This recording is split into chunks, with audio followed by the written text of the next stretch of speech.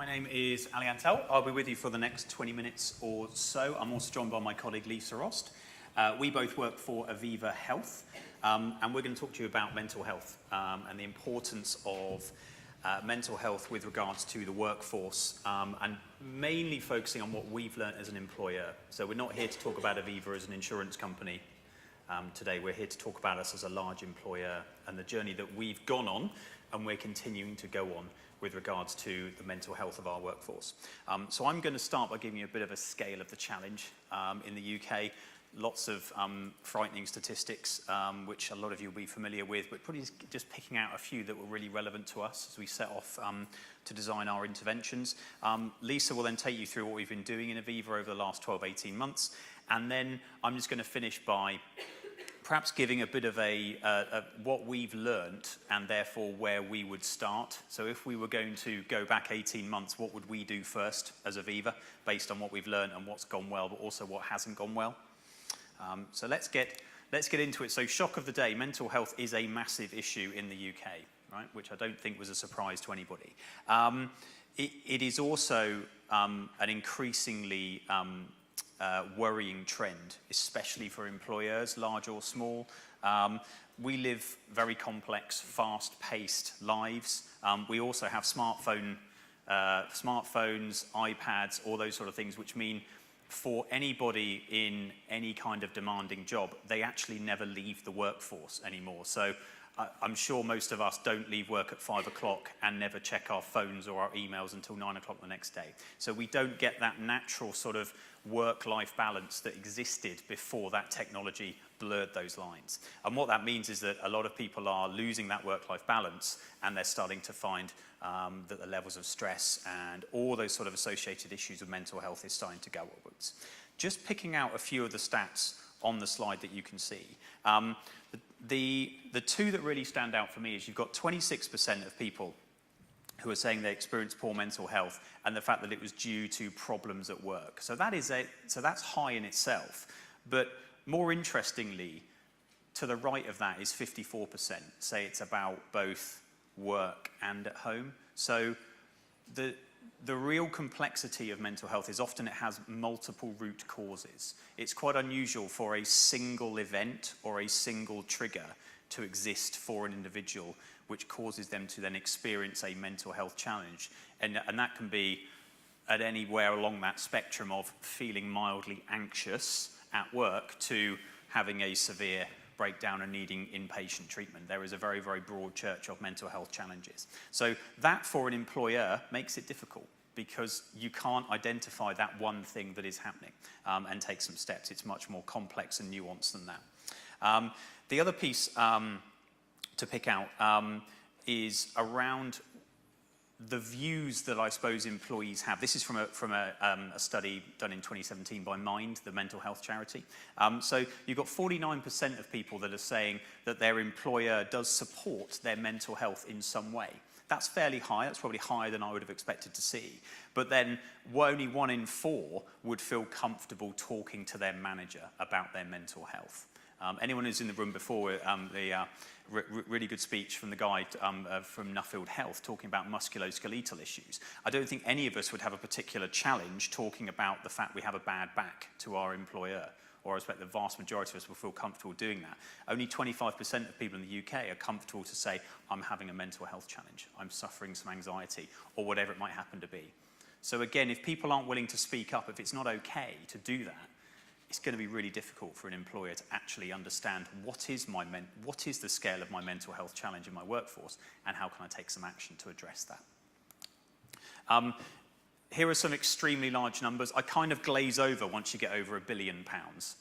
But just picking out a few of the quantification, I suppose, of how much mental health is costing the UK at the moment. So you've got the cost to employers across the top. So forget the numbers. What's really interesting is you've got an absenteeism cost, so people that aren't actually at work. But the bigger number is people that are at work but aren't performing very well because they're worried or they're stressed or they're thinking about something else, or they're thinking about the fact they don't get on with their manager or they're really worried every time they wake up, whatever it might happen to be. So, the obvious trigger of somebody's off work and they have a mental health problem, that actually isn't often the case. It's actually the exception.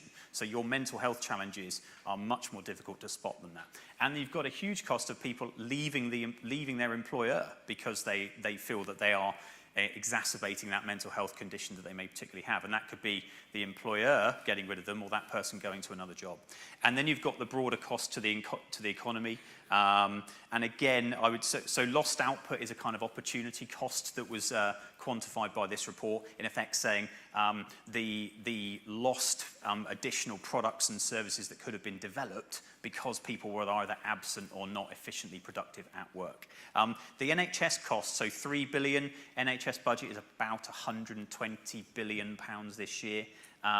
Doesn't appear very large in the scale of 120. That's a big underreporting because that's direct costs of mental health. That does not include mental health leading to a whole load of other conditions that may happen, from people getting gastrointestinal problems, or even through to things like self-harm, drugs, alcohol abuse. They can all be linked back to mental health challenges. So the actual true cost to the NHS is much larger than that. Okay? So hopefully that gives you a scale of the challenge that exists in the UK. All of this helped us inform what we were going to attempt to do as Aviva. So I'll just hand over to Lisa, who's going to take you through what the journey that we've been on.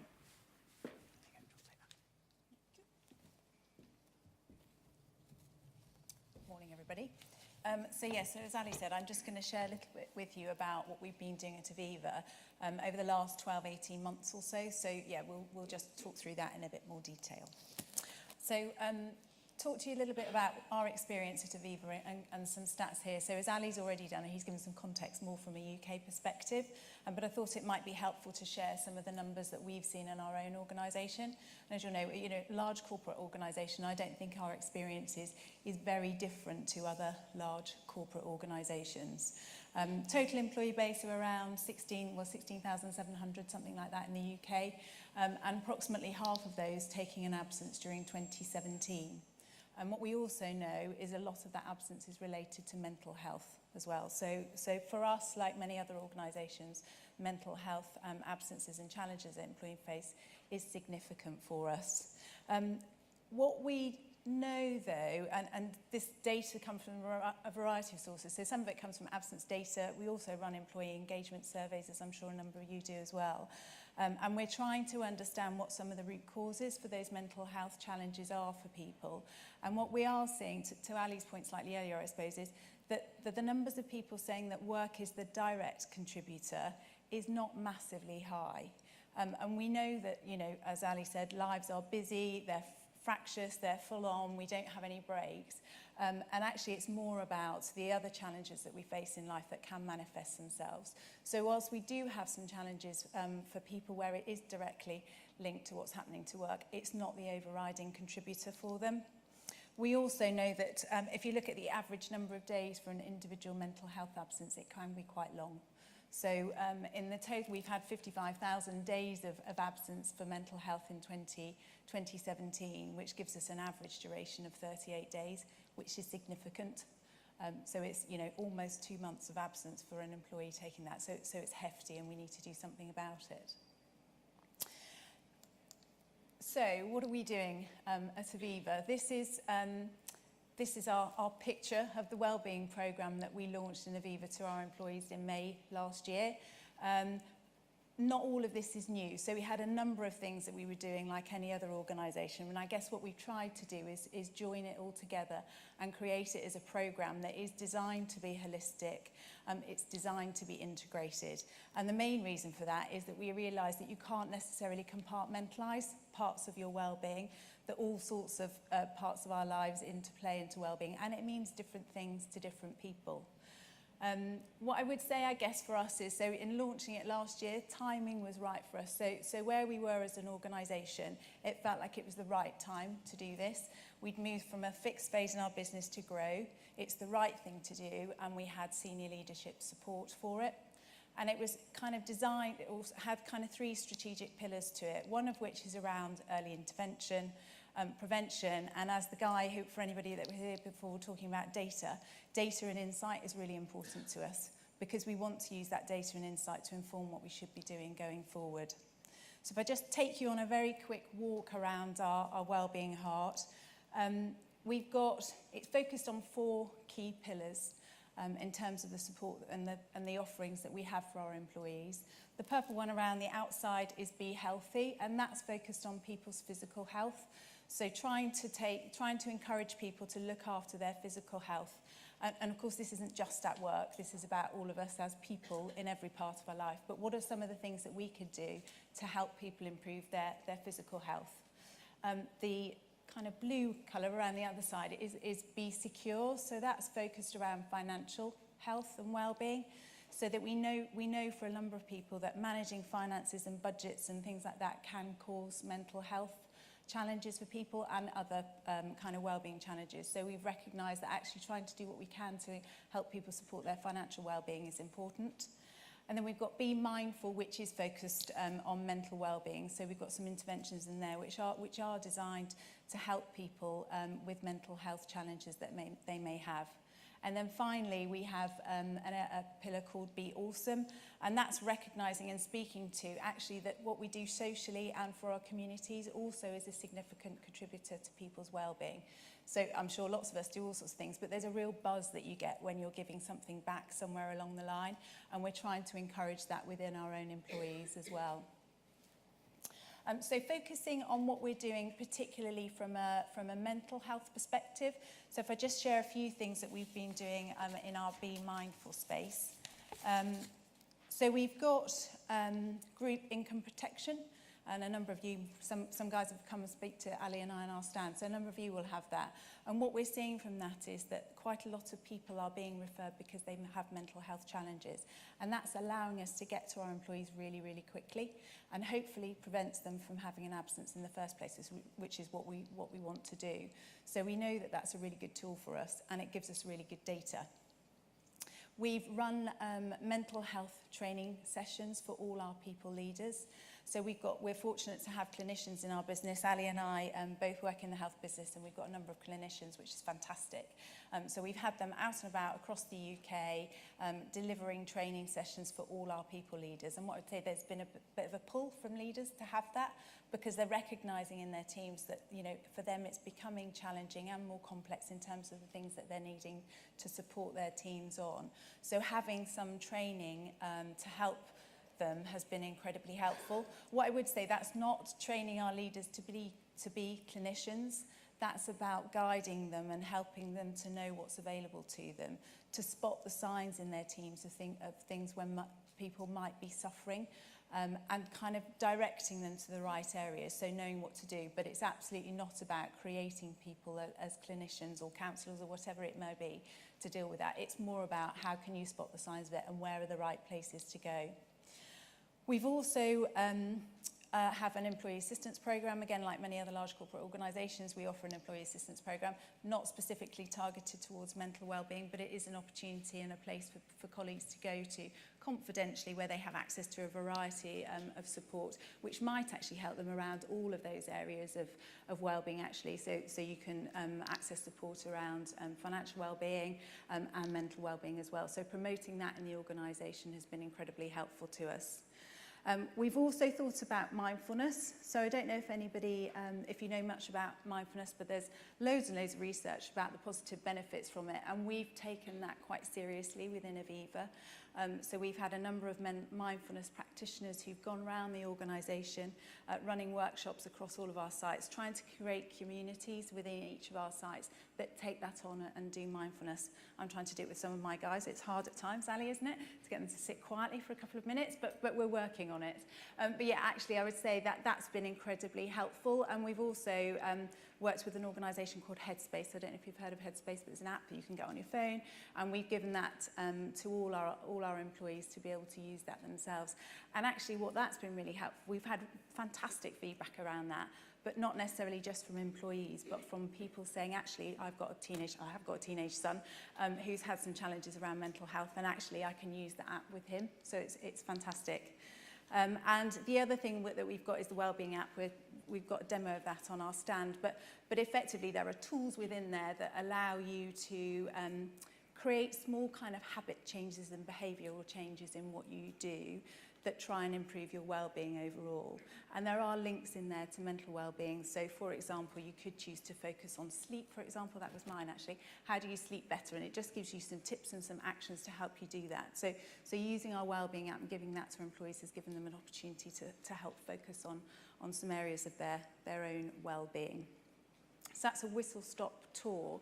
What I would say about our programme is some parts of it are fairly fixed, so it's part of your package, but other parts are very flexible, and that's why the data and insight is really, really important to us. So we can look at things by location, for example. We can look at things by role within the organisation. We can look at things, I don't like the word by hierarchy, but by status in the organisation. We can start to understand where we've got some particular challenges and then design interventions particularly targeted to those people. Sorry, let me go back. Scrolled really quickly. So what we've got here is a small video clip. So one of the things that we've recognised is that actually by getting our employees to talk about their own experiences of their mental health challenges has had a massive impact in terms of trying to break down the stigma of talking about mental health. And to Ali's point earlier, we know a lot of people won't declare a mental health absence at work, so they're recorded as something else. And we also know that people feel quite uncomfortable about talking about a challenge with their manager. So we've found that actually getting our own employees to share their own experiences has been really, really successful in starting to break down some of that stigma and drive some behavioural change in the organisation. So I've just got a really, really quick clip here, which are employees within our organisation that were willing and happy to share their own story. But it just gives you an illustration of some of the work that we've been doing and the impact that that's had on our employees.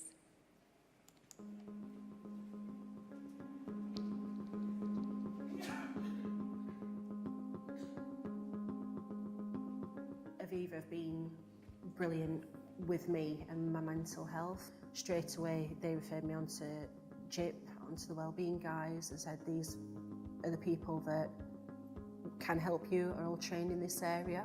Exactly, my manager Charlie Miller, she put me in touch with the group protection team and they arranged the counselling sessions for me. I engaged with the employee assistance programme, had an initial conversation, and then I got a number of sessions set up and had some counselling which was close by. One thing that I've always said, that Aviva do care about the staff and they want to break the stigma of mental health.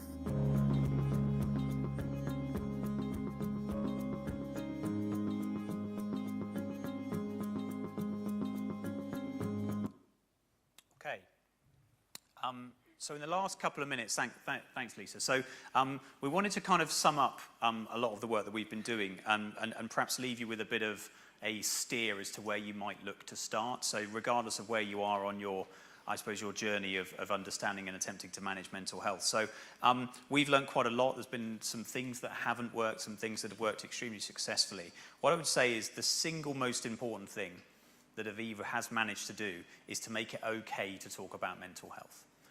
So that was one clip. The first clip that was actually done that I would leave you with is there was a video done of a number of senior managers, very, very senior people in Aviva, and again, Lisa talking about status, who were brave enough to come on there and say, I've had mental health challenges. So that's the first thing, make it okay, raise awareness and then get that kind of openness of culture. Second thing is give your line managers the skills if you possibly can, and if you're not lucky enough to have clinicians in your business, which a lot of you guys won't, try and find a way that you can get some of those skills and the confidence within your line managers. And the final thing is put a plan together, keep it structured, and try and develop some measures by which you can assess whether it's working or whether it's not working. Thank you very much for your attention. We don't have any time for questions because Lisa and I's time management is extremely poor. We're out on the stand just out there, so at lunchtime or in a future break, just come and grab us and we'll be happy to field any questions you might have. But thanks very much for coming along.